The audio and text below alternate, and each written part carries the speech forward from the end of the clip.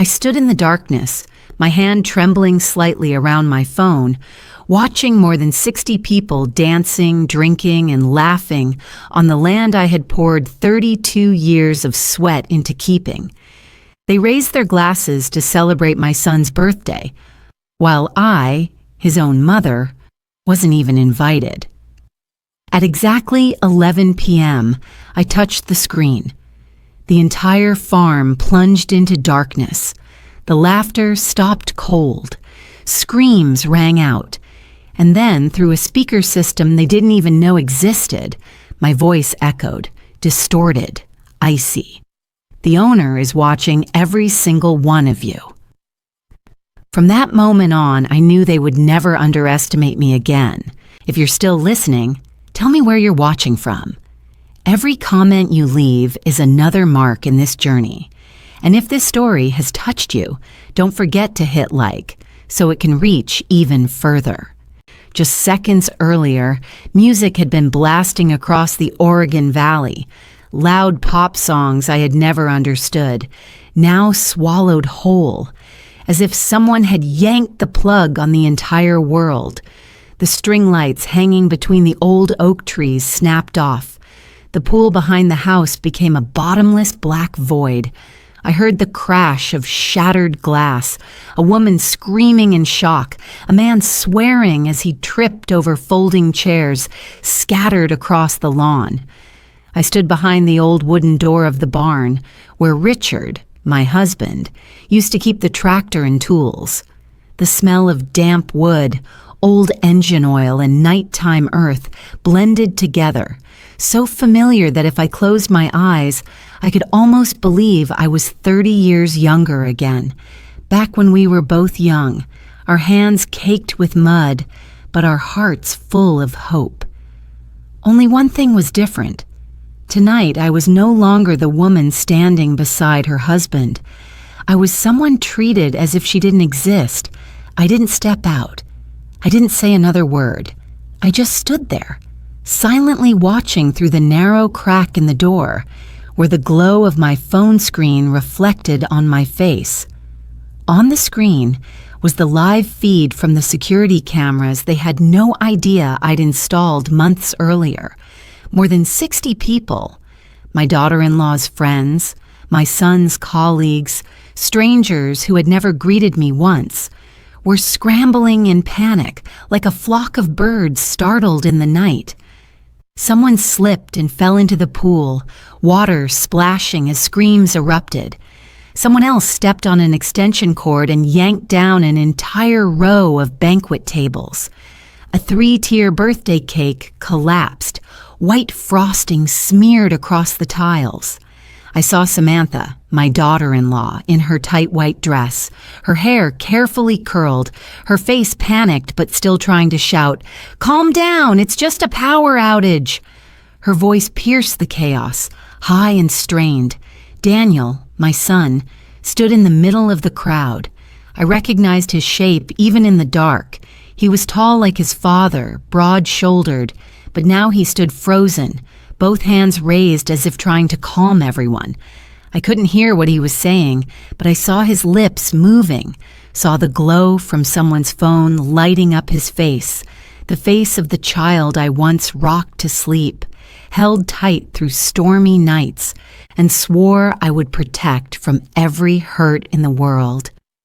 I wondered in that moment whether he thought of me, whether it occurred to him that the woman who gave birth to him, paid every dollar of his college tuition, and stood behind every one of his successes, was standing somewhere very close, yet impossibly far away. I heard a man shout, "What the hell is going on?" Another woman whimpered, "I'm scared. Is this some kind of joke?" No one was laughing anymore.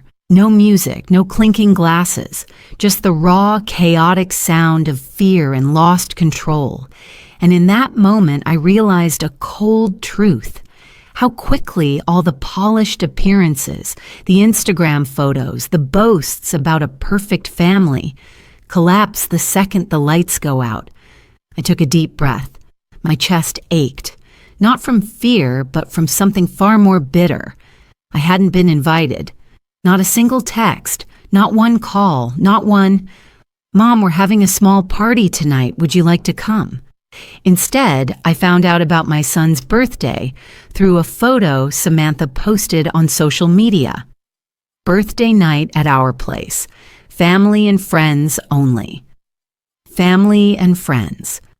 I didn't belong to either of those words. This was my farm, the land Richard and I bought when we were choking on bank debt, when every weekend meant driving nearly 2 hours from Portland, eating cold sandwiches, and sleeping in a beat-up trailer.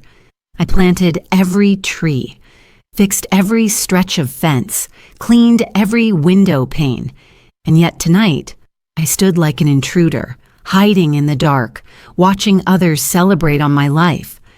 I felt no joy watching them panic, none at all. My heart didn't dance with revenge.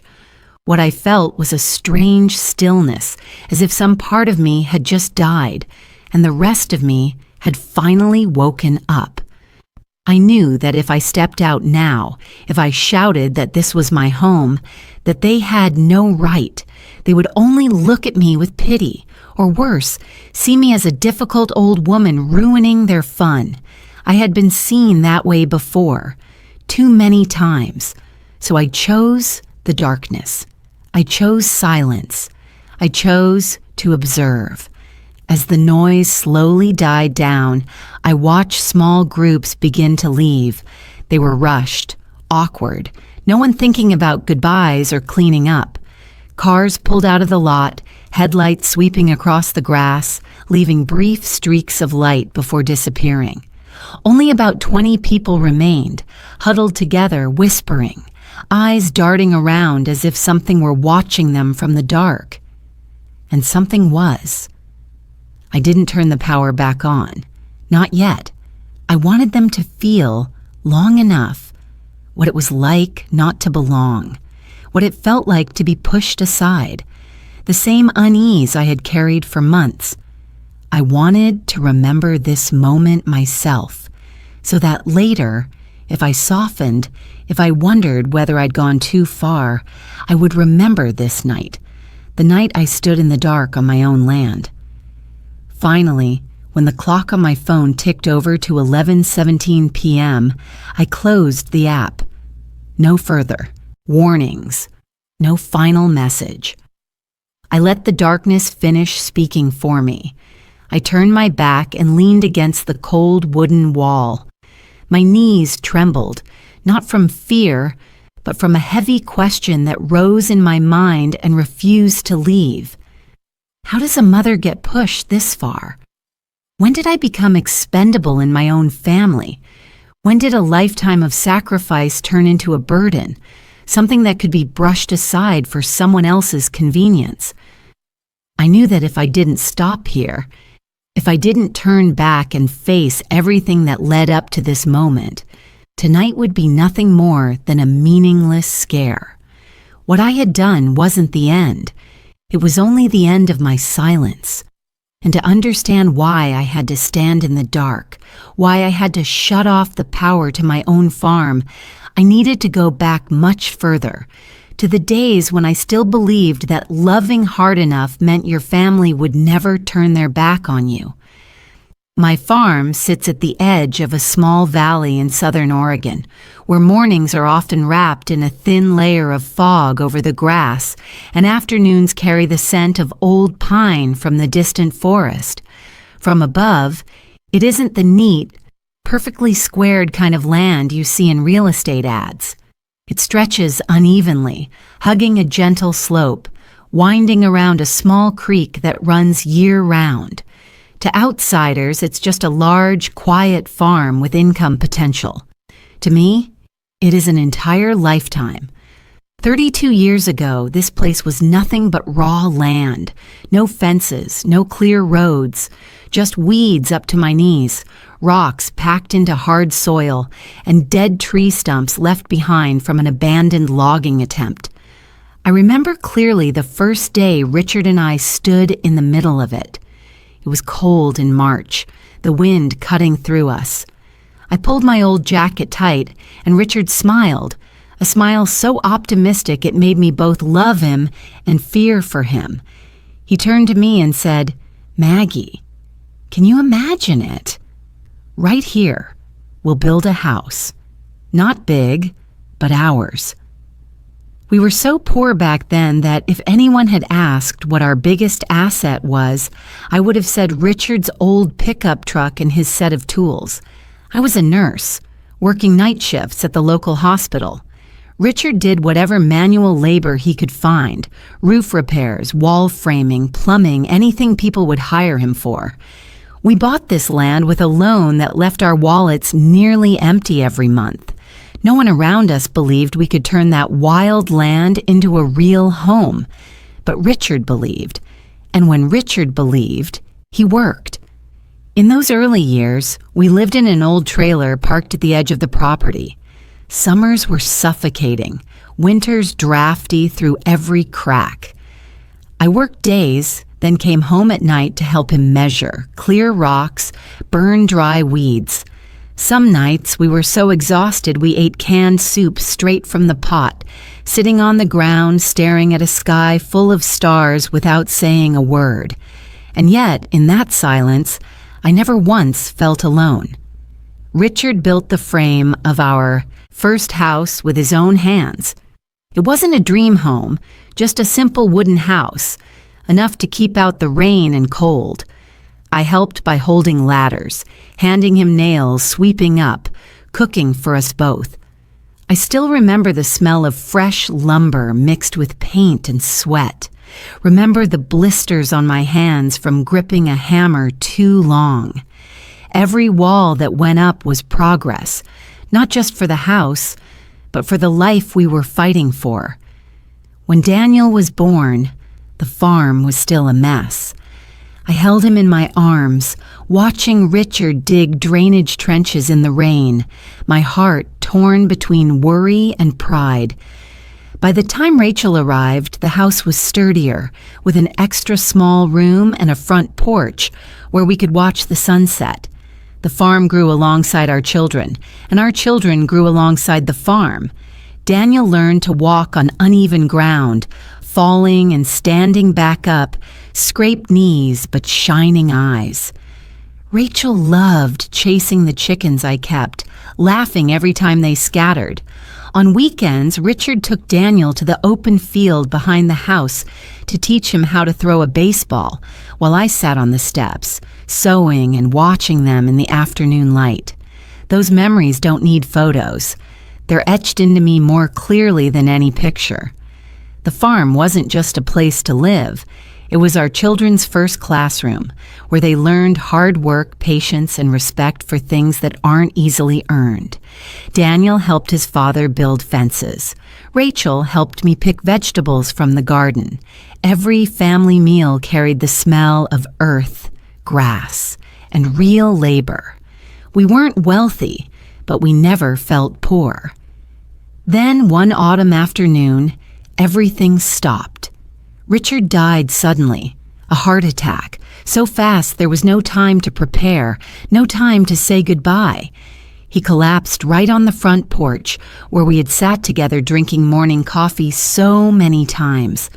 When I ran out, he was already there, eyes closed, his face cruelly peaceful.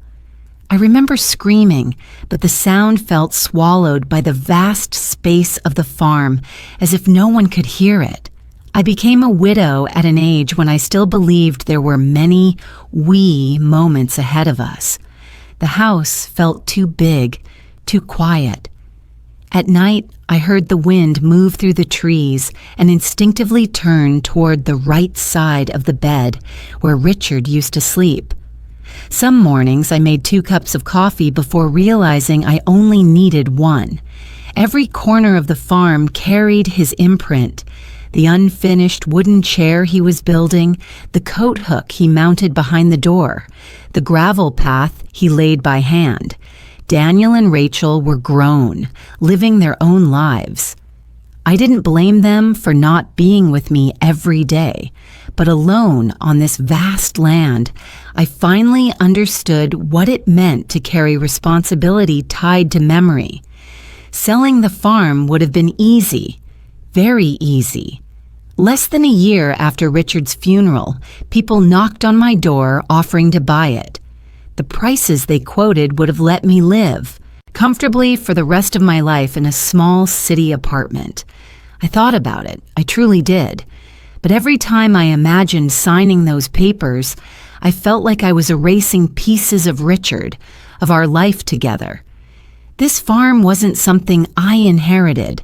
It was something we paid for with our youth, our strength, our sleepless nights. Selling it wouldn't have been a financial transaction. To me, it would have been a betrayal. So I refused, again and again. The farm became the place where I kept Richard with me. I cared for every tree the way he once did. I fixed broken things not because I couldn't hire help, but because I wanted to continue our habits. Some nights I sat on the porch and talked to myself, as if he were still listening. Others might call that weakness. To me, it was survival without losing myself. I didn't realize that my determination to keep this farm, my refusal to see it as just property, would make it something others wanted to take. Back then, I thought simply, as long as I'm alive, clear-headed, and standing on this land, no one gets to decide for me. I never imagined my greatest challenge wouldn't come from outsiders. It would come from my own family. Daniel is my eldest son. Even as a child, he was the one adults trusted.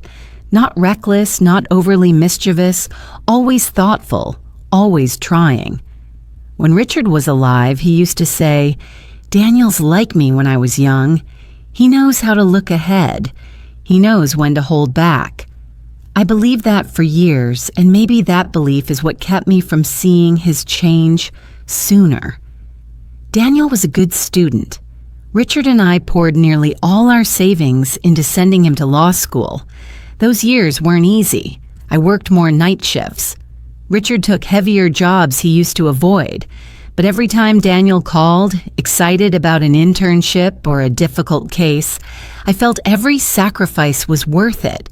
When he graduated and became a lawyer, I cried.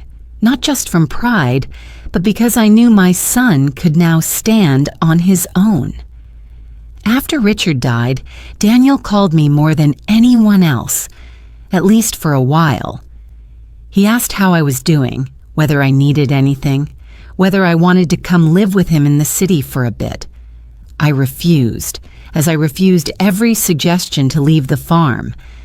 Back then, Daniel understood. He said, "I know you love that place." I thought that was enough. Then Samantha appeared. Daniel introduced her one late spring afternoon. They drove down from Portland, their new car gleaming as it pulled up to the porch. I stepped outside, wiping my hands on my apron, forcing a smile. Samantha got out first. She was tall, slim, her blonde hair carefully styled, her high heels completely wrong for the gravel ground of the farm. She smiled beautifully, so perfectly I didn't quite know how to respond. "Hello, Maggie," she said, her voice sweet and clear. "I've finally met you." I nodded and shook her hand. Her hand was cold and soft, nothing like the hands of people used to labor. I didn't think badly of her then. I simply noticed the way someone who's lived long enough learns to observe before judging. The first time Samantha came to the farm, she walked around very slowly. Not the curious stroll of someone visiting the countryside for the first time, but the deliberate survey of someone taking mental notes. Her eyes moved over the fence, lingered on the barn, paused at the wide field behind the house, before she leaned toward Daniel and asked him something quietly. I didn't hear the words, but I saw Daniel nod. "There's so much space here," Samantha said, sounding impressed. "It's rare to find a place this quiet and with this kind of potential." I just smiled. To me, the place didn't need potential. It only needed peace. At dinner that night, Samantha talked a lot.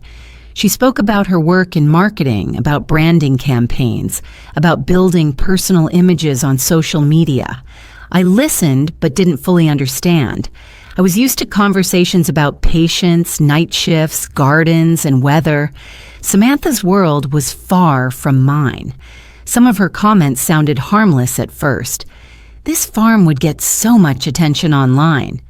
People in the city pay a fortune just to spend a weekend like this. I nodded and let it pass. I thought it was just enthusiasm from someone used to crowded places. But Samantha didn't stop there. Every visit after that, she mentioned potential again. Not potential for living, but for exploiting. Potential for events. Potential for vacation rentals. Potential for branding. The words repeated, often enough that they began to weigh on me. "I'm just saying," she laughed when she noticed my silence, "don't think too much about it." I told myself the same thing. Don't overthink. Don't be suspicious. Your son wouldn't mean harm. Your future daughter-in-law is just speaking from professional habit. I comforted myself with the very maternal trust I believed could never be wrong. But Daniel changed. At first, it was subtle. So subtle you'd miss it if you weren't paying attention. He asked me fewer questions. Our conversations drifted toward work, plans, the future. He talked about optimization, about long-term investments. When I told him about repairing the chicken coop roof or replacing old water pipes, he just hummed, as if those things no longer mattered. Once I joked, "This farm is getting old, just like me." Daniel laughed, but the smile didn't reach his eyes. He replied, "Old things need to change, Mom." That sentence stayed with me longer than I wanted to admit. Samantha began posting photos every time they visited the farm. Sunsets, outdoor meals, Daniel standing in the middle of the wide field. The captions were always polished, carefully worded. Peaceful weekends. An escape from the city. I wasn't in those photos. At first I thought she'd just forgotten. Then I realized my absence was intentional.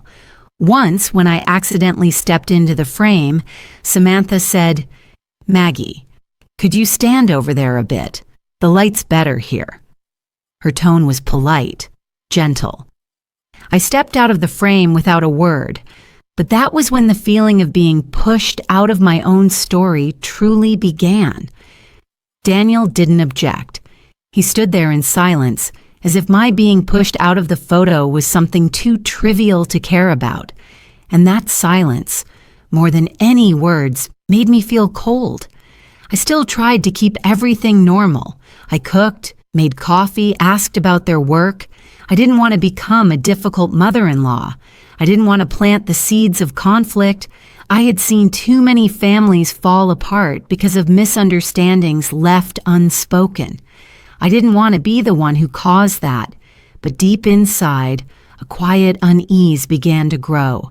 It wasn't the fear of losing the land. It was the fear of losing my place. The fear that, in my son's eyes, I was no longer the mother who had built this life alongside his father, but just an old woman living on a piece of land that was not being used properly. The first signs of takeover didn't come as grand actions. They came as questions that sounded caring. Do you ever feel tired managing such a big farm by yourself? Have you thought about the future? What if you get sick? Those questions were repeated often enough, gently enough, that if I reacted strongly, I would look overly sensitive. I didn't react. I just listened. And I began to understand that Samantha didn't see memories in this place. She saw numbers. She saw opportunities. And Daniel, my son, was standing between those two ways of seeing. And little by little, I realized he was turning his back on memory. I didn't yet know that this was only the beginning.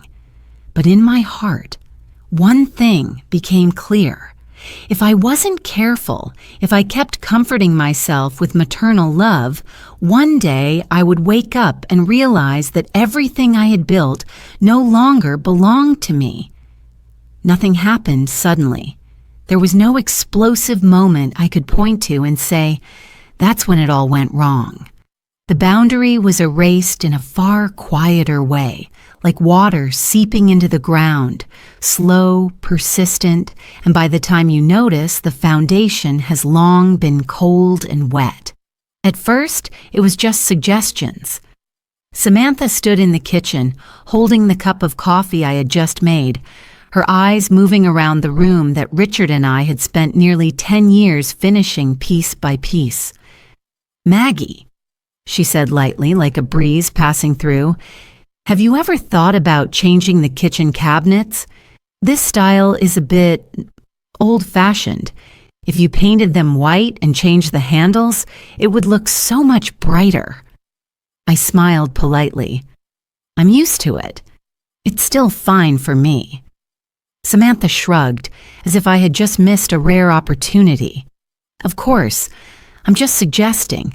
Sometimes a small change really lifts the spirit." At the time, I didn't respond.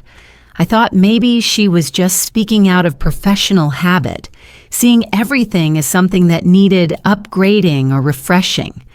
I had lived long enough to know that not every suggestion is an intrusion, but those suggestions didn't stop.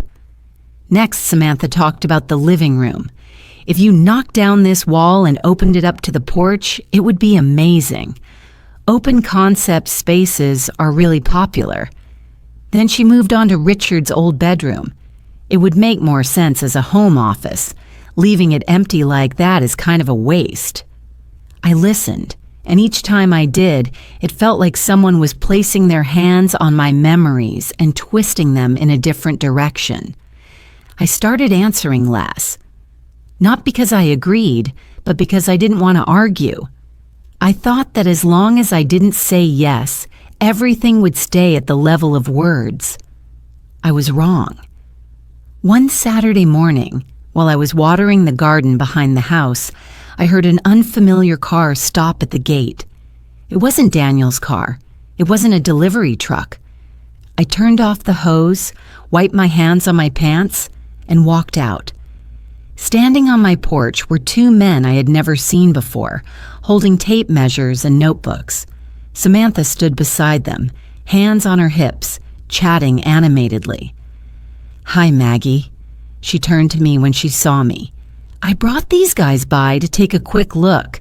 They're designers, really good ones." I froze. "Take a look at what?" "Oh," Samantha said quickly, as if this had already been agreed upon, "just some basic measurements, so I can get an idea of what a renovation might look like. We're not doing anything right away." I looked at the men. They had already started pulling out their tape, measuring the length of the living room wall. One crouched to inspect the wooden floor. Another was writing things down. They walked into my house as if they had permission. My heart started pounding, not from anger, but from a very clear sense of violation. "Samantha," I said, my voice so calm it surprised even me, "you didn't ask me." She hesitated for a split second, then smiled.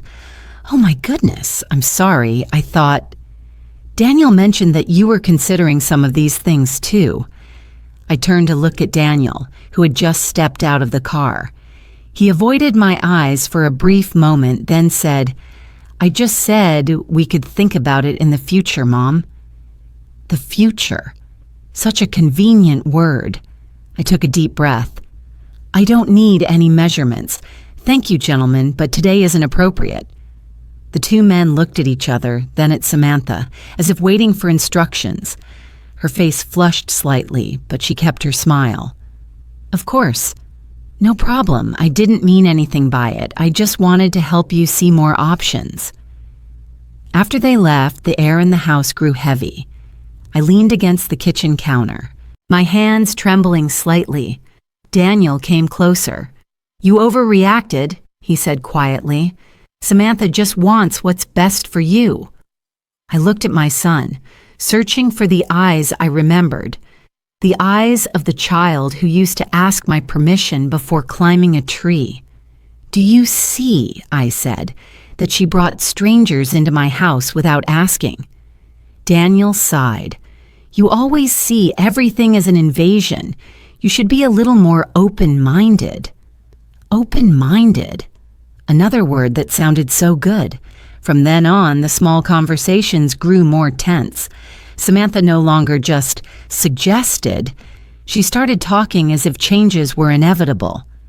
When we finished fixing this part, "If we rearrange that area," I noticed how naturally she used the word "we," as if she were already a co-owner here. I objected, not loudly, not angrily, just saying no. And every time I said no, I was given a new label. "You're too attached to the past. You refuse to change. You're always so rigid." Daniel didn't say those things himself, but he didn't stop Samantha when she did. His silence felt like agreement. I found myself having to explain everything, even things that never should have needed explanation. Why I didn't want to knock down walls, why I didn't want to replace the windows, why I didn't want to turn Richard's room into a multi-purpose space. The small arguments became more frequent. Not big fights, but fragments of dialogue, enough to wear away intimacy. I said one thing. Samantha responded with a patient smile tinged with pity. Daniel stood between us, but little by little, I saw him standing closer to Samantha. Once I heard my own son say, "Mom always makes everything more complicated." That hurt more than I expected. I began to feel out of place in my own home. When they visited, I felt unnecessary. Samantha moved things around for convenience and forgot to put them back. She talked to Daniel about plans and ideas while I sat there like an audience member. Shared meals became shorter, more awkward. I ate more slowly, not because I was tired, but because I didn't want to speak. One evening, while Samantha and Daniel were animatedly discussing upgrading the farm, I stood up to clear the dishes. Samantha watched me and said, "Don't worry, Maggie, we can handle these things. You just need to rest." Rest. As if I were already frail, as if I were no longer the person who built all of this. I went to bed early that night. Sitting on the edge of the bed, I looked around the familiar room and suddenly felt it was foreign. Not because the furniture had changed, but because my place in this house had changed. I was no longer the center, no longer the decision maker. I was being pushed to the margins, little by little, through gentle words and polite smiles. My relationship with Daniel fractured quietly. There was no big fight followed by forgiveness, just a growing distance. He called less, asked my opinion less. When I disagreed with Samantha, he looked at me with weariness, as if I were a problem to be solved. I began to understand something frightening. I was no longer seen as a mother, but as an obstacle, something that needed to be handled carefully so plans could move forward smoothly. And in that prolonged silence, I realized the boundary had already been erased, not by documents or signatures, but by attitude, by the way they spoke about this farm as if it no longer fully belonged to me. I still lived here. I still cared for every tree and every patch of land. But in the eyes of my son and the woman beside him, I had gradually become an outsider. That was when I understood. If I didn't stand firm, if I kept giving in out of fear of losing my child, what I would lose wouldn't just be the farm. I would lose myself. That conversation didn't happen in a closed room, nor did it begin with dramatic tension. It took place on a quiet afternoon on the wooden porch where Richard and I had sat hundreds of times watching the sun set behind the trees. That familiarity made every word spoken that day feel even heavier. Daniel arrived earlier than usual. He parked neatly, walked up onto the porch with a hesitant posture, his hands tucked into his jacket pockets. Samantha followed, her heels tapping sharply against the steps. I noticed the difference immediately. They didn't bring food, didn't ask how I was, didn't make small talk like before. The atmosphere felt exactly like meetings I'd seen at the hospital, when people came not to ask, but to announce. Daniel spoke first. "Mom, we want to talk seriously with you for a bit." I nodded, poured tea, and placed 3 cups on the small table. My hands were steady, but something inside me tightened, like a string pulled taut. "Go ahead." Daniel cleared his throat. "You know the farm is big. There's a lot of work, and you—" He hesitated, searching for words. "You're not young anymore." The sentence wasn't loud or harsh, but it landed on the porch like a stone. I looked at my son, the child I once carried across this land, and for the first time I saw the distance between us clearly. "What are you saying?" I asked, my voice even. Samantha jumped in quickly as if she'd been waiting. "Maggie, don't misunderstand. We're just worried about you. Such a big farm, handling everything alone. It must be exhausting. What if something happens?" Worried about me. I had heard that phrase many times lately, but today it carried a different tone. It was no longer concern. It sounded like a conclusion already reached. Daniel looked at me, his eyes tinged with pity. "We think maybe it's time to share the right to use the farm. You'd still be the owner, of course, but we'd handle the main management. That way you wouldn't have to work so hard." Share the right to use. I repeated the phrase silently. It sounded harmless, even reasonable, if framed as children helping an aging mother. But I wasn't helpless. I still drove myself, fixed fences, managed every bill, and more importantly, I had never said I wanted to hand anything over. "So, you want me to give you the farm?" I asked bluntly. Daniel shook his head. "Not give, share, together. You'd still live here just like before. We just make the big decisions." The big decisions. I didn't ask more. Samantha had already launched into her pitch, her voice bright like she was presenting a business plan. "Just imagine, this place is so beautiful. If we rent it out for events, it would be amazing. Weddings, birthdays, weekend retreats. If done right, it could bring in a decent amount every month." I looked straight at her. "Who is we?" She hesitated briefly, then smiled again. "Our family, of course." Family. Coming from her, the word felt strangely hollow. I set my teacup down. "This farm is not a place for parties."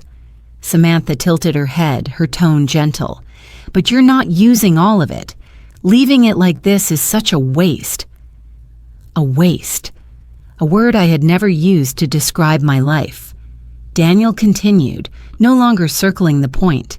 "Mom, honestly, keeping the farm like this isn't efficient. It's like a dead asset." A dead asset. I heard every word clearly, and in that moment I knew something had broken. Not on the farm, but inside me. 32 years of sweat, blood, and memories, mine, Richard's, our children's childhood, in my son's eyes, reduced to something unproductive. "A dead asset?" I repeated quietly. "You're calling the place you grew up, the place your father collapsed, a dead asset?" Daniel frowned. "Don't be so sensitive. I'm talking about economics." "Economics?" I laughed, but the sound was dry. "So you studied law just to talk to your mother like an investor?" Samantha cut in, her voice edged with impatience. "Maggie, I think you're being too emotional. These days, everyone has to be practical." Practical. I knew that word well. It was often used to cover things people didn't want to name honestly. "I don't need your kind of practicality," I said, dropping the polite address for the first time. "And I don't need anyone managing my life." The air thickened. Daniel stood up, pacing the porch as if trying to calm himself. "You're overreacting. We don't mean any harm." "Then what do you mean?" I asked. "Bringing strangers to measure my house? Talking about renting it out without asking me? Calling my life's work a dead asset?" Daniel turned back to me, irritation flashing in his eyes, an expression I had never seen before. "You always turn everything into a personal attack." I stood up too, facing my son. The evening wind swept across the porch, carrying the smell of freshly cut grass. Peaceful surroundings, but my heart wasn't. "You know," I said slowly, "I'm not afraid of change. I'm afraid of losing my right to decide." Samantha crossed her arms. "That's not fair. We're just trying to help." "Helping without asking," I replied. "Helping by imposing." Daniel exhaled sharply. "You can't just stubbornly hold on to everything forever. One day you won't be able to handle it." That sentence sent a chill through me. Not because it was wrong, but because it showed me he had been imagining my helplessness for a long time. "Are you waiting for that day?" I asked. Daniel fell silent. Samantha looked away, avoiding my gaze. I looked at both of them, and in that moment I understood clearly. This was no longer a discussion. It was a dangerous proposal, wrapped in the paper of concern. If I agreed today, tomorrow I would be expected to agree again, until I no longer had the right to say no. "You should leave," I said. Daniel froze. "What did you say?" "I said you should leave. Now." Samantha opened her mouth to speak, but I raised my hand. "There's nothing more to say. This farm is mine. Until I invite you, you have no right to be here." Daniel stared at me, his expression shifting from shock to anger. "You're kicking me out of my own home?" "I'm asking you to leave the farm," I corrected him. "Those are two different things." In that moment, my son looked at me like I was a stranger, and the most frightening part wasn't that look. It was the realization that I no longer recognized him either. The man standing in front of me wasn't the boy who used to run after me in the garden, but someone weighing interests and control. They left in silence. No goodbye, no promise to talk again. I stood alone on the porch, listening to the engine start, the tires crunch against gravel, and then everything fell quiet. I sank into the old wooden chair, gripping the armrest until my hand hurt. For the first time in my life, I was afraid of my son, not because he could hurt me physically, but because I realized he could do something worse. Take away my right to own my life, while still believing he was doing the right thing. That night, after Daniel and Samantha left, I didn't turn on the lights right away. I sat on the wooden chair on the porch for a long time, until it was completely dark, until the sound of crickets rose from the edge of the forest behind the farm, not because I was thinking anything profound, but because my mind was empty. A strange feeling crept in, like missing a familiar step on a staircase and feeling your heart race as you realize something in your life has slipped out of place. I went inside, locked the door, made a cup of tea, and forgot to drink it. I didn't sleep that night. I lay in bed staring at the ceiling, listening to the wind tapping lightly against the window frame, wondering where I had gone wrong for my son to sit across from me and talk about my life like a project that needed to be optimized. Near dawn, I finally drifted off for a short while. When I woke, pale sunlight filtered through the curtains, and my phone vibrated softly on the bedside table. A message from Rachel. Rachel is my youngest daughter. She's been different from Daniel since childhood. Quieter, more observant. She works in education, not glamorous, not fond of arguing. Since Richard passed, Rachel has called me often, not to make polite inquiries, but to listen. I opened the message, thinking she was probably asking if I was okay after yesterday's meeting. "Mom, are you alone right now?" I replied immediately. "Yes, I'm at the farm. What's going on?"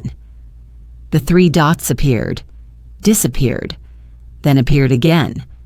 After a long pause, Rachel finally texted back, "I don't know how to say this, but you need to know." My hands trembled slightly. I sat down on the edge of the bed, my back straightening instinctively. "Go ahead."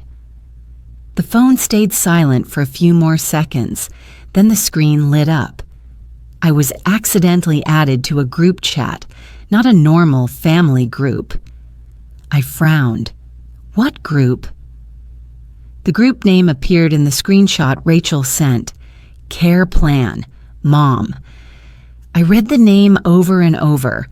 My heart slowed by 1 beat, as if my body were bracing itself for an impact. "Please read it," Rachel texted. "I'm sorry for sending this to you, but I can't take it anymore." I opened the image. The first message that hit me was from Samantha. "We need to agree on how to talk to her. Lately, she hasn't been as clear-minded as before." Not clear-minded. My ears rang, but I kept reading, line by line, the way people watch an accident unfold in slow motion, unable to look away.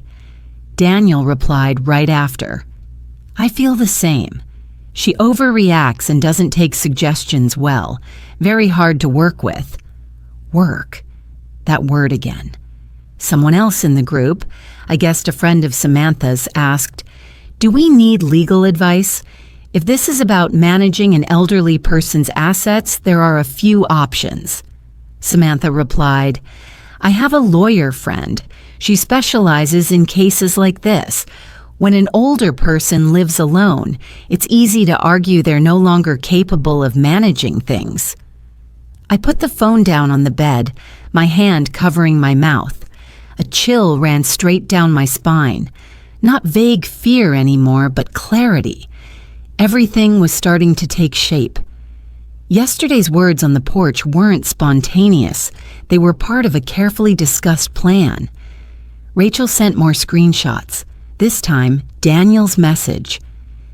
"If we start with sharing usage rights, she'll accept it more easily.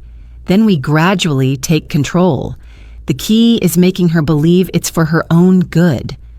For her own good. Tears fell onto my phone screen.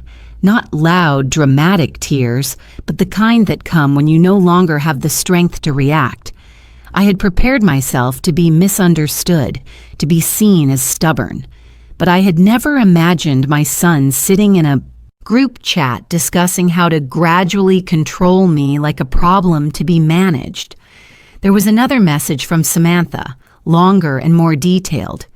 "She's emotionally attached to the farm, so we need to separate emotion from decision-making. If necessary, we can note that she's not as stable as before. This is for everyone's long-term safety." Long-term safety. I let the phone fall to my side and leaned back against the wall. The familiar room suddenly felt foreign. The photos on the walls, Richard and me, the kids when they were little, seemed to look back at me as if asking how I had ended up here. Rachel texted again. "Mom, I don't agree with this. I said so in the group, but they brushed it off. I'm scared for you." I took a deep breath, even though my chest ached. "Thank you for telling me," I typed back. "You didn't do anything wrong." "I'm sorry," Rachel wrote. "I feel like I betrayed you by being in that group." "No," I typed slowly. "You're the only one telling the truth." I set the phone down on the table and walked to the window. Morning sunlight stretched across the fields, over the rows of trees Richard and I had planted together.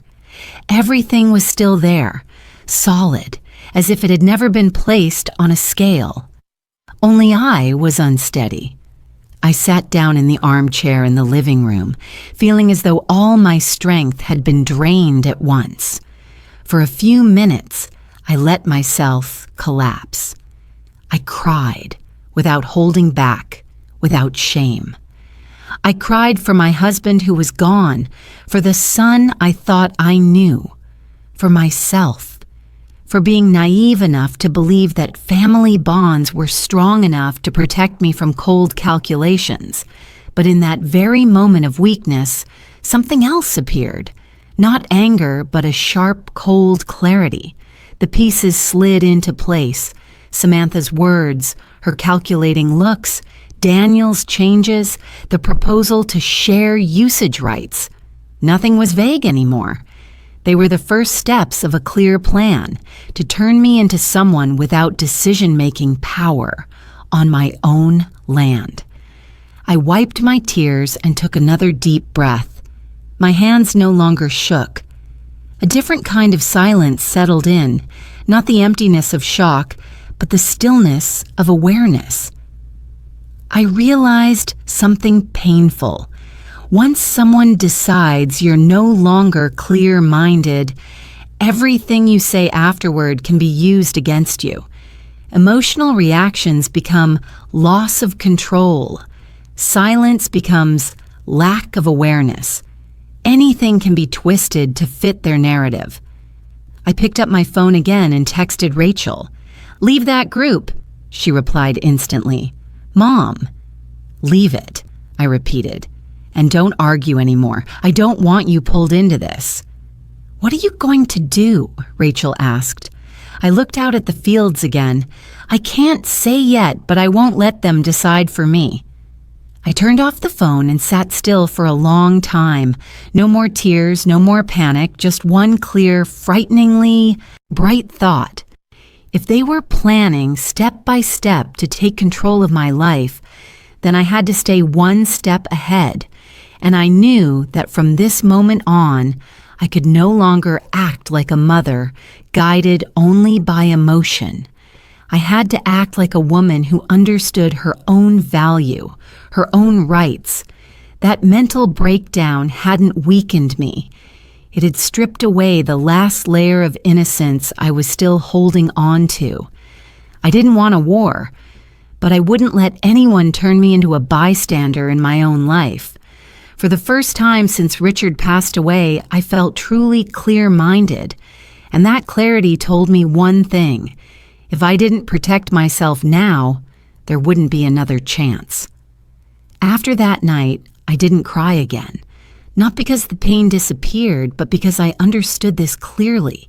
Tears wouldn't help me hold on to anything. They would only make me look weaker in the eyes of people already prepared to use that weakness as evidence against me. The next morning, I woke earlier than usual. Oregon was still wrapped in a thin layer of mist, the field in front of the house hazy like a painting. I made coffee, no sugar, no cream, and drank it slowly. For the first time in days, my hands didn't shake. My thoughts were arranged in a new order, cold but clear. I knew what I needed to do. The first thing I did wasn't calling Daniel, and it wasn't talking to Samantha. I called someone Richard had introduced me to years ago, someone I never thought I'd need, a lawyer who specialized in asset protection and elder rights.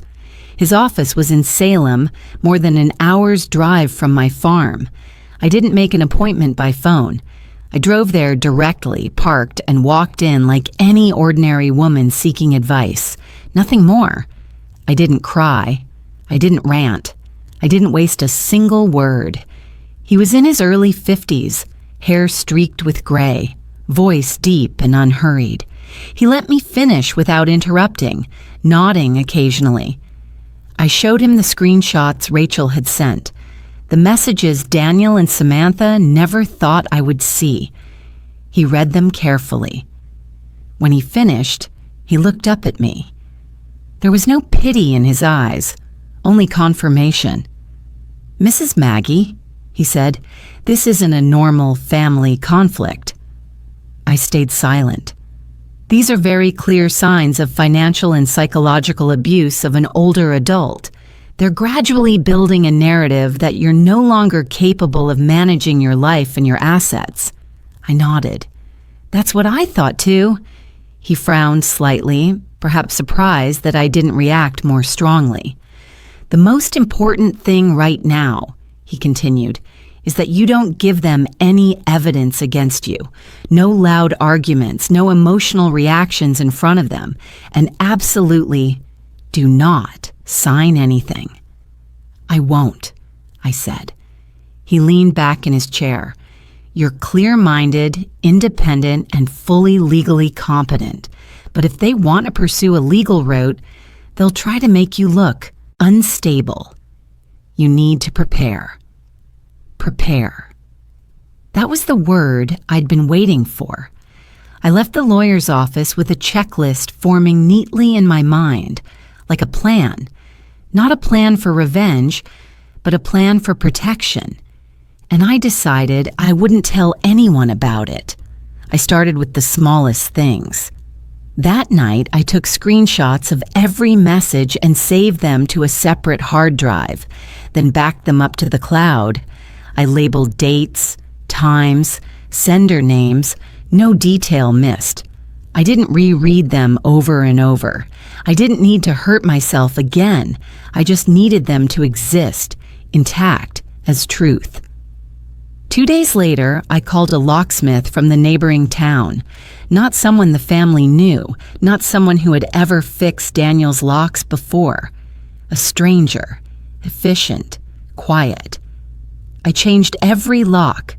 The front door, the back door, the barn, the old horse shed. Daniel used to have a key to just in case. When the locksmith asked, "Do you want extra keys for family?" I simply smiled, "No."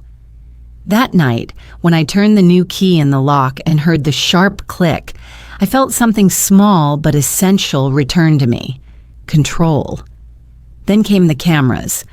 I didn't install big, obvious ones. I chose small cameras with no indicator lights, placed in corners outsiders wouldn't notice, but that covered every critical area: the entrance, the porch, the barn, and the dirt road leading from the gate into the farm. I paid in cash, used no card, left no easy trail. Throughout all of this, I told no one, not Rachel, not my neighbors, certainly not Daniel. I still answered my son's calls when he phoned, my voice normal, neither cold nor warm. I didn't mention the porch conversation or the secret group chat. Daniel seemed surprised by my silence. He made small talk. I answered briefly. Samantha didn't call. She sent one very polite message. "How have you been lately?" I didn't reply right away. I waited a day, then answered, "Fine." One word. The lawyer had told me, "Don't confront them directly. People making plans like this are often confident in their own cleverness. They'll make a mistake soon." And I believed him. I started observing more, not with emotion, but with clarity. I remembered the times Samantha had asked about land deeds, insurance, whether anyone else was listed on the property. Before, I'd thought it was just curiosity. Now every question had a different meaning. I took notes, brief, just dates, times, key points, like a professional, not a wounded mother. Some nights I lay in bed staring at the ceiling, my heart still aching. I didn't pretend I was fine, but I didn't let the pain control my actions anymore. I thought of Richard. If he were still alive, what would he do? He wouldn't yell. He wouldn't beg. He would stand quietly, wait for the right moment, then act decisively. So would I. One afternoon, while walking along the western fence line, I noticed fresh tire tracks on the dirt path leading into the farm, not deep, but new. I stood there for a long time, not angry, just attentive. The cameras would tell me more. That evening, I checked the system. Nothing unusual yet, but I knew if they believed I'd softened, they would soon test another step. Maybe an unannounced visit, maybe a family talk with a third party, or a gentle legal move presented as help. I wasn't in a hurry. I didn't need to stay far ahead. I just needed to stand still and let them walk into the space they thought was safe. The trap wasn't something dramatic. It was patience. It was not reacting when they expected me to, not stopping them when they believed they were advancing. I didn't cry anymore, not because I was tougher, but because I understood this clearly. If I broke down, they would call it evidence. If I stood firm, they would eventually reveal who they really were. And I was ready to wait, not for revenge, but to protect my life on the very land where I had lived, loved, and would never surrender to anyone through silence. I didn't learn about it through a phone call, and no one said it to my face. I learned the most painful way possible, through the security camera system I had installed myself. That morning started out completely ordinary. Oregon's sky was a rare, clear blue, the air light, the scent of damp grass from the night's rain still lingering. I made coffee, sat at the kitchen table, opened my laptop to check email, and out of habit, I opened the camera system. Not because I suspected anything, but because it had become part of my new awareness. And then I saw them. Daniel's SUV appeared first, rolling slowly through the gate. I froze, my hand still on the mouse. Daniel hadn't told me he was coming to the farm today. My heart tightened slightly, but I tried to reassure myself. Maybe he was just stopping by to pick something up or check on something. 5 minutes later, a small truck carrying tables and chairs arrived. Then another with the logo of a local catering service. I sat up straight.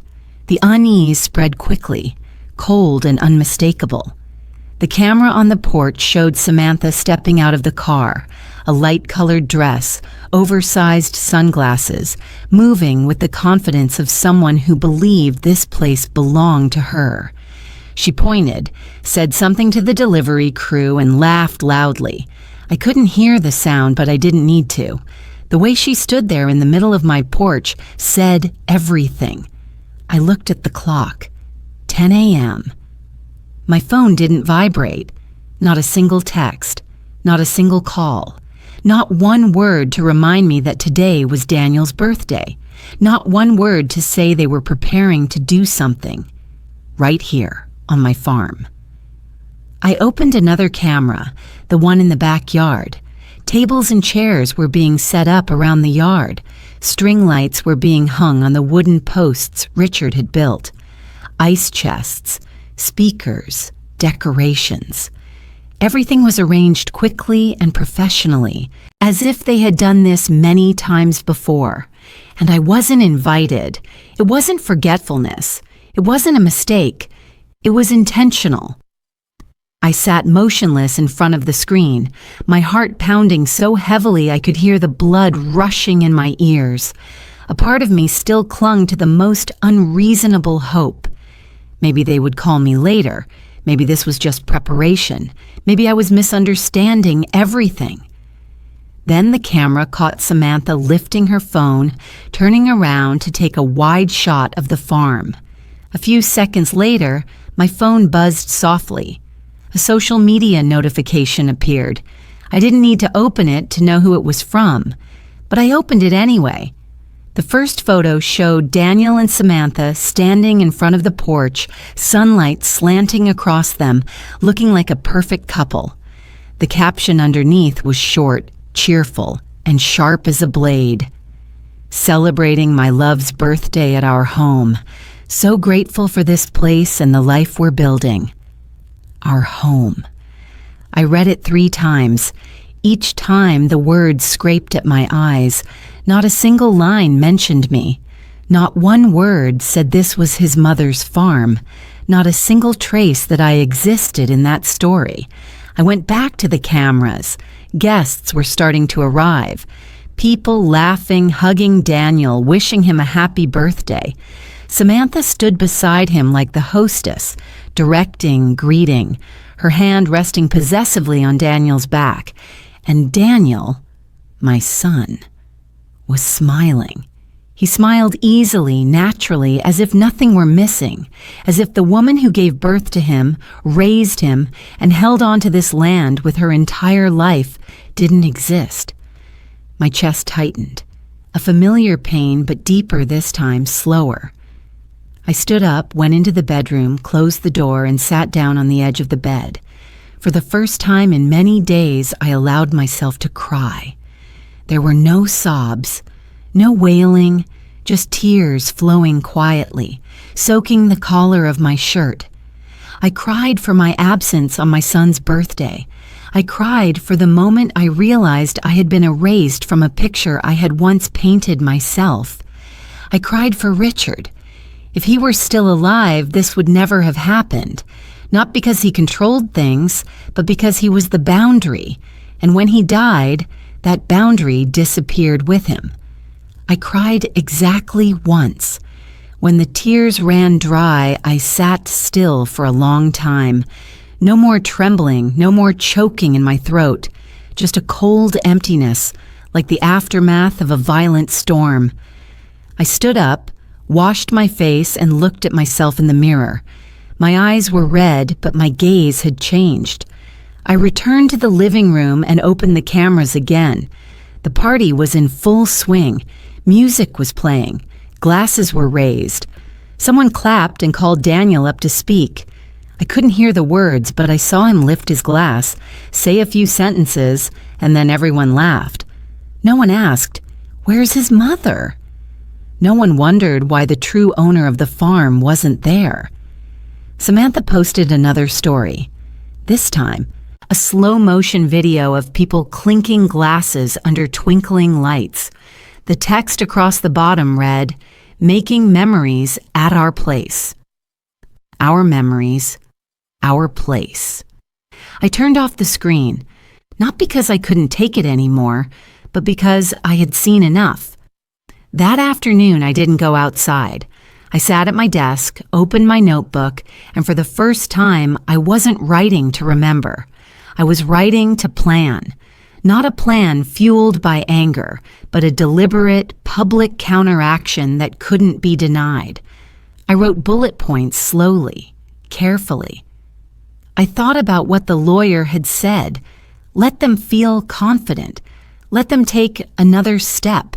And I realized they had just taken a very big one. Hosting a party on my property without permission, without my presence. Publicly declaring it our home. That was no longer a family matter. That was evidence. I opened my computer and saved every post, every story, every image. I took screenshots, recorded dates and times, saved links. I reviewed the camera footage, marking each frame. Vehicles entering the gate, tables being set up, guests arriving, Samantha directing, Daniel making a speech. Every piece fell into place. When night came, I sat alone in the quiet house. Outside, the party was probably still going. Laughter might have been ringing out, but it no longer reached me. Something inside me had closed, not loudly, not dramatically, but decisively. I was no longer the mother standing on the sidelines, painfully watching her son be led astray. I was no longer the woman afraid of being labeled not clear-minded. From the moment I saw the words, "our home," on that screen, I knew I couldn't stay silent any longer, not to reclaim affection, but to reclaim the truth. That year, Daniel's birthday passed without his mother, and it was also the day I officially began preparing for the moment when everything would be called by its proper name. In front of everyone, publicly, clearly, and without turning back.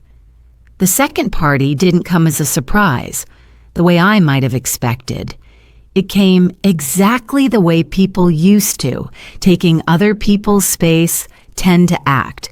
Confident, loud, and convinced there would be no consequences. I found out about it 2 days earlier, not from Daniel, and certainly not from Samantha.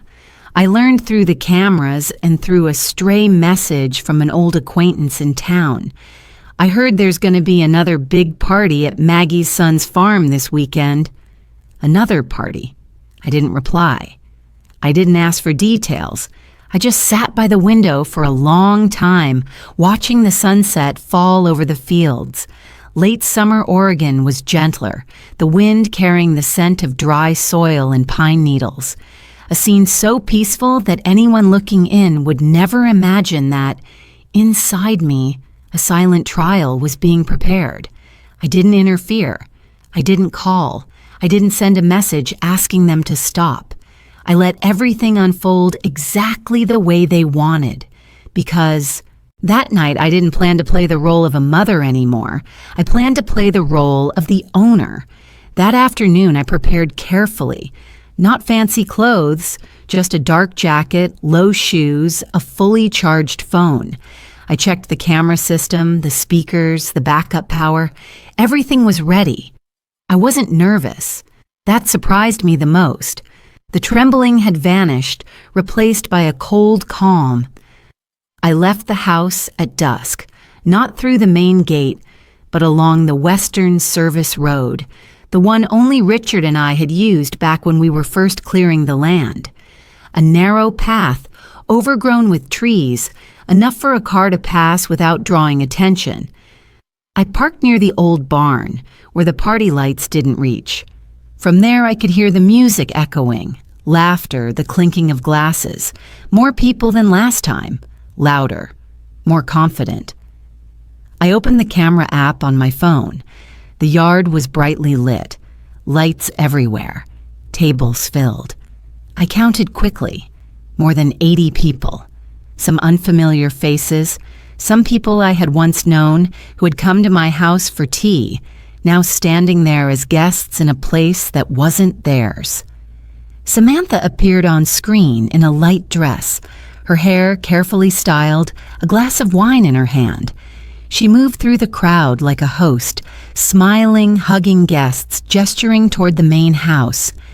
And Daniel stood beside her, his hand resting lightly on her back, wearing that familiar smile that now felt distant. Not once during the minutes I watched did he glance toward the house where I was, as if he had decided I no longer belonged in this picture. I took one deep breath, not to gather courage, but to mark the final moment of hesitation. I looked at the clock. 10:58 p.m.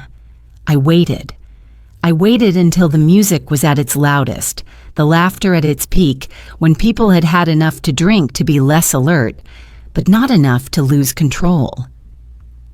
I waited until Samantha stepped onto the porch, clapping her hands to get everyone's attention. Through the camera, I saw her raise her glass. Her lips moved as she spoke, maybe a speech, maybe something about family, about home, about memories. 11 p.m. exactly. I tapped the screen. The entire farm's power shut off. Not section by section, not flickering. Total darkness. For the first second, there was absolute silence. The kind you only hear when all your senses are stripped away at once. Then the screaming started, overlapping, panicked. What's happening? Is the power out? Does anyone have a flashlight? Chairs fell. Glass shattered. People tripped. Someone shouted after being pushed off the porch steps. Water splashed from the pool. I waited another 10 seconds, long enough for fear to spread like a wave. Then I turned on the speaker system. The voice came through, low, slow, processed through a filter. Not the voice of a mother, not the voice of someone familiar, the voice of ownership. This farm has an owner. The screaming stopped abruptly, as if someone had squeezed the crowd's collective throat. You are currently on private property without permission. I heard someone swear.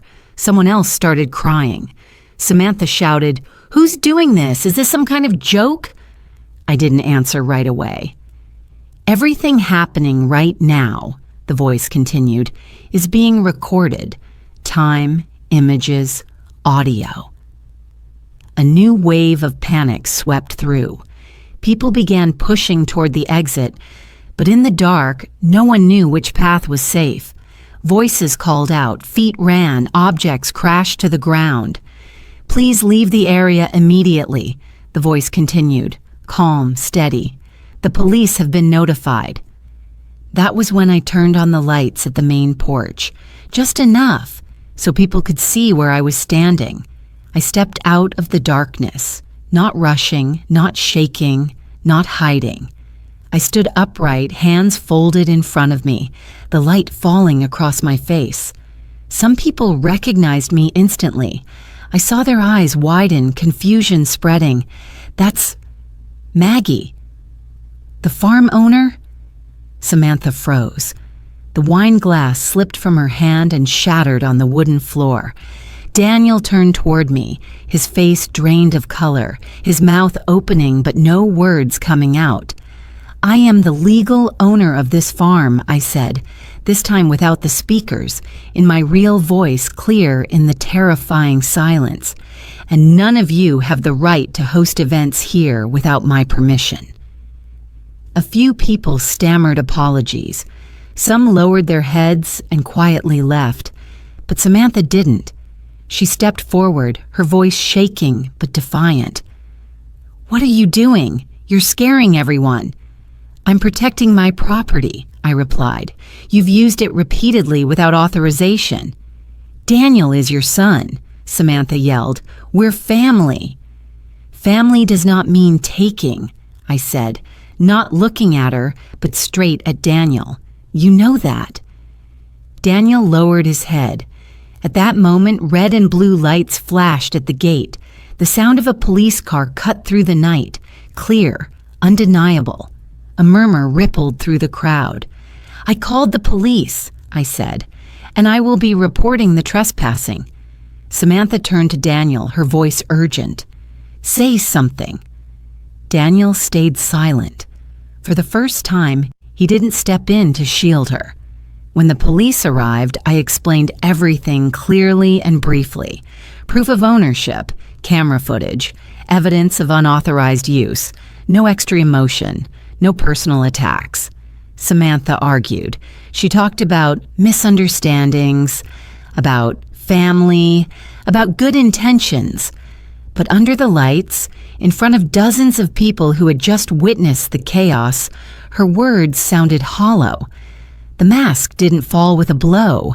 It fell under light, the light of truth. When the last guests left, the farmyard grew eerily quiet. I stood there, watching the lights come back on, listening to the wind move through the trees. That night, there was no laughter, no music, only a heavy silence. But this time, it belonged to me. The night of judgment was over, and everyone knew clearly this was not our home. This was mine. The police stayed at the farm for nearly an hour after the crowd had dispersed. They worked calmly and professionally, favoring no one. I sat on the wooden chair on the porch, a light jacket over my shoulders, answering each question in a steady, clear voice. My name, my address, proof of ownership. The moment I discovered the unauthorized use, I added nothing, left nothing out. I simply told the truth, precise and complete. One younger officer took notes while the other checked documents. When they confirmed that the farm was in my name, that there was no rental agreement or authorization of any kind, the atmosphere shifted. This was no longer an awkward family misunderstanding. It was a clear case of trespassing. A report was written on the spot. Samantha wouldn't stay still. She paced back and forth, her voice rising as she tried to draw attention back to herself. "You don't understand," she said. "She's not normal anymore. She acts erratically, locking doors, cutting the power. We're just trying to help her." Crazy old woman. I heard the accusation without her having to say it outright. It hovered in her eyes, in the careful way she chose her words. She was trying to paint me as unstable, so everything I had done would look like a sudden outburst. I didn't react. The older officer looked up and met Samantha's gaze. "Ma'am," he said calmly, "we see no indication that Mrs. Maggie lacks capacity. On the contrary, she's been very clear. What we do see is an event held on private property without permission, which is a violation." Samantha froze. Daniel stood a few steps away, his face pale. He looked at me, then at the officers, then at Samantha, as if he were realizing for the first time that there was no one left to stand between him and the consequences. "Say something," Samantha urged him, her voice lower now but frantic. "Tell them." Daniel opened his mouth, then closed it again. I saw the collapse in my son's eyes, not fear of the police, but the crumbling of the wall he had trusted, the belief that everything will work out. There was nowhere left to hide. The officers finished the paperwork and handed me a copy of the report. "Do you want to pursue this further?" one of them asked. "I will follow the law," I replied. That was enough. No bitterness, no threats, just clarity. When the police cars drove away, the farm fell silent again. Samantha lingered for a few minutes, as if waiting for something to change. Nothing did. Finally, she turned and walked quickly toward the car, her heels striking sharply against the gravel. No goodbye, no final glance, just a hurried, humiliating retreat. Daniel stayed behind. "I'm sorry," he said hoarsely. "I didn't think it would go this far." I looked at my son for a long time. I didn't feel the surge of anger I once had. I felt only a deep exhaustion. "You didn't think," I said slowly, "but you allowed it." Daniel lowered his head. His shoulders sagged as if under a weight he had never carried before. I didn't comfort him. I didn't accuse him further. Any words now would have been unnecessary. I went inside, got some water, took a small sip. When I returned to the porch, Daniel was still standing there in silence. "You should go home," I said. "That's enough for tonight." He nodded and walked away without looking back. The next morning, I drove into town and went straight to the lawyer's office. I placed the police report on his desk, along with the evidence I had prepared earlier: screenshots, camera footage, social media posts.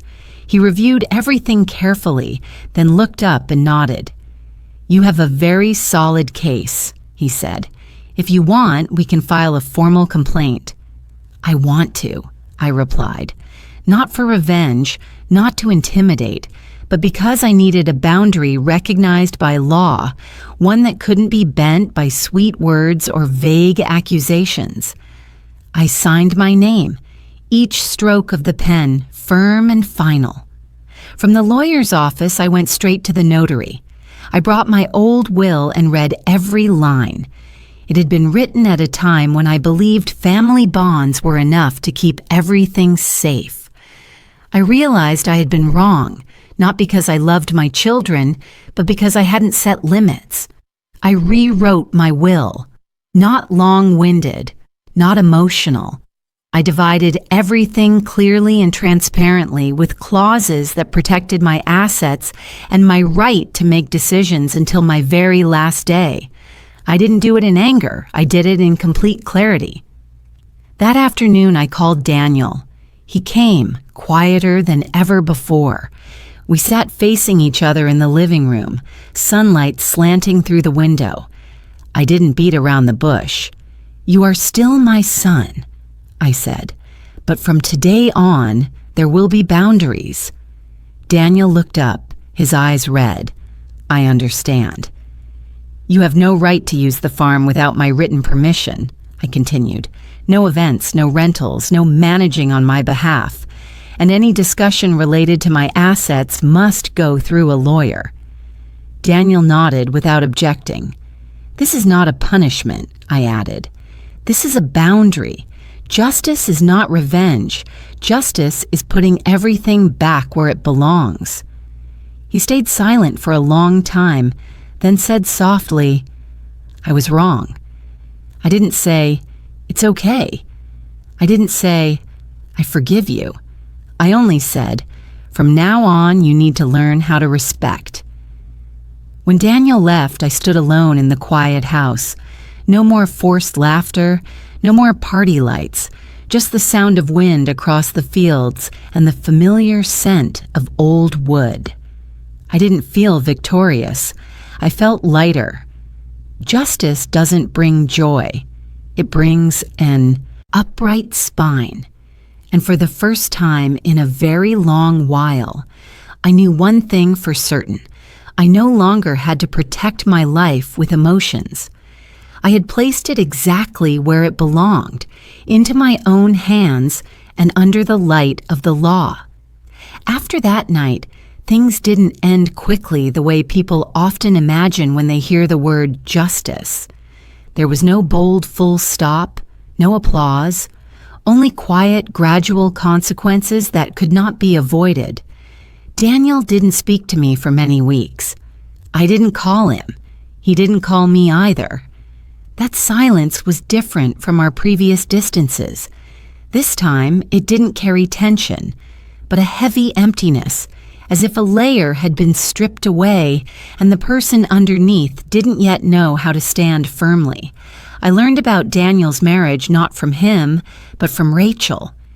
She called me one evening during a light rain, her voice cautious. Mom, Daniel and Samantha are living separately. I was silent for a few seconds, not because I was surprised, but because I needed to be sure I'd heard correctly. When? I asked. A few weeks now, Rachel replied. Everything is messy. Samantha moved out almost immediately after the police incident. I turned off the stove and sat down in a chair. Inside me, there was none of the satisfaction people often expect in moments like that. No joy, just a very deep sigh, like when you watch a house collapse and realize it had been cracking for a long time. Later on, Daniel told me himself in a brief phone conversation. His voice sounded tired, stripped of its usual confidence. She said I betrayed her, he said. She said I didn't stand by her when she needed me. And you? I asked. He was silent for a long time. I don't know whose side I was on all this time. That marriage didn't fall apart because of a power outage, and not because of the police.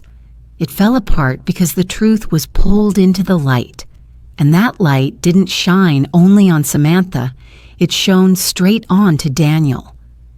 In the months that followed, pieces of the story surfaced one by one.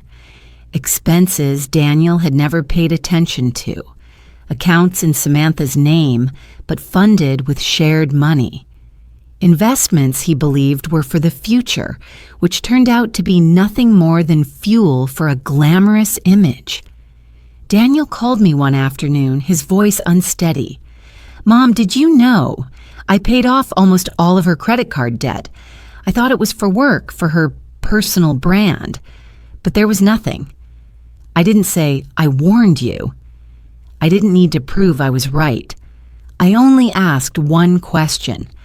What do you see now?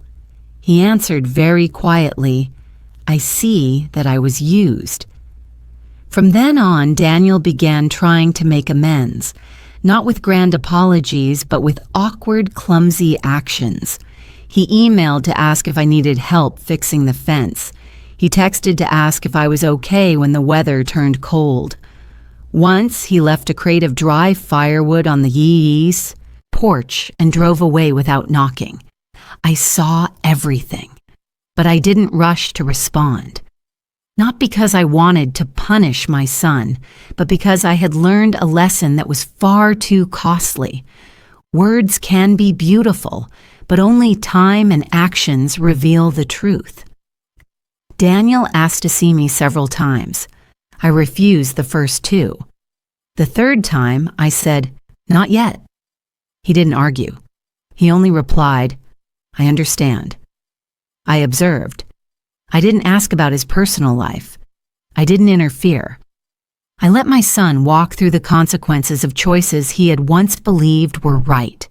And in that silence, I realized something. Daniel was beginning to change, not because he lost Samantha, but because for the first time in his life, he had no one left to blame. 6 months passed. Winter came and went. Snow melted slowly across the fields. Trees began to bud again. The farm entered spring with a different kind of calm, no longer disrupted by plans, gossip, or scrutinizing eyes. I lived at my own pace, woke early, tended the garden, read books, called Rachel. The days weren't dramatic, but they were steady. Daniel kept his distance. He didn't come to the farm. He didn't ask about documents. He didn't mention anything related to usage rights or management. He went to work, handled his own life. Rachel told me he had moved into a smaller apartment and sold the expensive car Samantha had once been so proud of. One early spring morning, while I was trimming rose bushes by the porch, I received a text from Daniel. Just one sentence. "Are you doing okay, Mom?" I stared at the screen for a long time. Then I replied, "I am." 2 words, just like the way I once replied to Samantha. But this time, I wasn't closing the door. A week later, I texted Daniel again. "If you'd like, you can come back for dinner this weekend." The typing indicator appeared for a long time. Then he replied, "I'd really like that, but I don't know if you're sure." "Saturday night," I wrote. 6 p.m. Daniel arrived right on time. Not early, not late. He stood on the porch holding a small bouquet. Not expensive flowers, just wildflowers neatly tied together. When I opened the door, he looked at me like someone stepping into a place he had once hurt. "Thank you, Mom," he said. Dinner unfolded slowly. No one mentioned Samantha. No one mentioned the lawsuit. We talked about simple things. Daniel's job, the weather, the garden. There were silences, but they weren't uncomfortable. Just the necessary caution of 2 people learning how to speak again from the beginning. After dinner, we sat on the porch. The sky darkened. The lights inside the house came on. Daniel looked out across the field, then turned to me. "I know things will never be the same again," he said. "Good," I replied, "because the way things were wasn't okay." He nodded without arguing. "I don't expect you to forget. I just hope for a chance to do things right." I looked at my son carefully. Not to search for the child he once was, but to see the man sitting in front of me with all his mistakes and lessons. "Everything has to start over," I said, "not from feelings, but from respect." "I understand," Daniel said. That night, when Daniel left, I stood alone on the porch, listening to the sound of his car fade away. I didn't feel sad. I didn't feel relieved either. I felt right where I belonged. The price had been paid, not through someone's collapse, but through real change, slow and painful. And I knew that if Daniel wanted to remain in my life, he would have to walk that path on his own 2 feet, not like before, but as a new beginning, with clear boundaries and truth no longer hidden. The next meeting between Daniel and me didn't come long after that first dinner. There was no formal invitation, no elaborate preparation.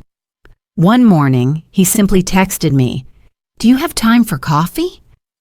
I stared at that message for a long time, not because I hesitated, but because I realized I was no longer afraid of that question.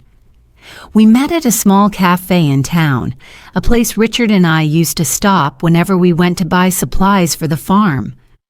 Daniel arrived a few minutes early. He stood up when he saw me walk in, a little awkward, unsure whether he should hug me or just say hello. I nodded and sat down. The air between us was still cautious, but no longer heavy. We talked slowly. Daniel told me about his job, his new apartment, about nights spent learning how to be alone after years of being used to someone else's voice. I listened without interrupting. There were long silences, but I didn't rush to fill them. I had learned that silence isn't always emptiness.